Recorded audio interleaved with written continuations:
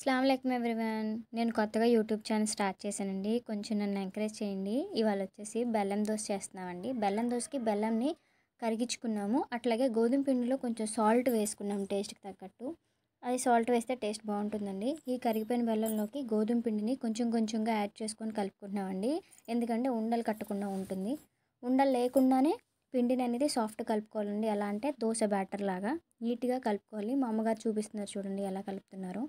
అదేవిధంగా గోధుమ పిండిని మంచిగా ఆ బెల్లంలోకి కలిసేలా కలుపుకోండి. మేము స్వీట్ తక్కువ తింటాం కాబట్టి బెల్లం తక్కువ వేసుకున్నాము.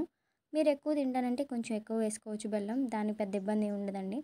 గోధుమ పిండి ఎంత కావాలో అంత వేసుకోండి. ఆ సాఫ్ట్ మన దోశ బ్యాటర్ ఎలా అయితే వస్తుందో అంత బ్యాటర్ వచ్చే విధంగా ఇప్పుడు చూపించిన విధంగా అట్లాగే ప్యాన్ పెట్టుకొని ప్యాన్ మీద కొంచెం హీట్ ఎక్కినాక ఆయిల్ వేయండి.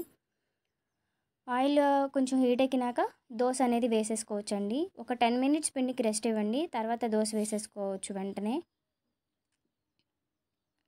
ఇప్పుడు దోశ మా అమ్మగారు వేస్తున్నారు చూడండి. అదేవిధంగా దోశ అనేది వేసుకోవడమే. చుట్టూ మీరు కావాలంటే గీ యాడ్ చేసుకోవచ్చు, బటర్ యాడ్ చేసుకోవచ్చు, ఆయిల్ వేసుకోవచ్చు. మీరు ఏ విధంగా తింటారో ఆ విధంగా వేసుకోవచ్చు అండి.